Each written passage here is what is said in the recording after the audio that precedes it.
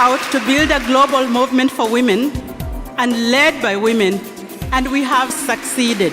Our experience has taught us the power of social change philanthropy, supporting women's mobilization, social activism, and political advocacy. And since our founding in 1987, we've given over $110 million in grants to 4,500 women-led organizations. There are very few places where women can go to find funding for grassroots organizations or grassroots projects, and the Global Fund has been an absolute champion of women's rights for 25 years. Empowering women, educating women, fighting for their rights, fighting for violence against women. Millions of women have been helped through this organization, millions and millions.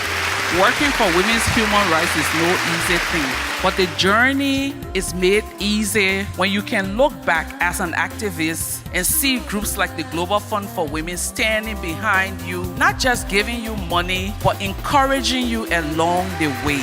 The Global Fund for Women is supporting initiatives to work at the grassroots and has truly given us, Wayuu Indigenous women, a powerful voice for change in our communities, side by side with men. Since our inception 10 years ago, the Global Fund has supported NIA's work on 5 university campuses and graduated over 500 women from its programs, shattering stereotypes and enabling them to assume positions never held before by student council members. The idea for mobilizing women to register to vote was like a crazy idea. I sat in my office, did a proposal, and called my colleague Thelma and said, where can I send this? She said, Global Fund for Women. I said, this is a crazy idea. She said, trust me, they fund craziness. We got the funding from the Global Fund for Women, and in 2005, that crazy idea helped to make history by electing Africa's first female president. We trust the community to continue to tell us what we need. And together we're creating a world that works for everyone, a world in which women are really honored at the highest level. And I feel like we are really well positioned for this next 25 years to grow the Global Fund and other sister funds and organizations to better this world for half of the people on the planet.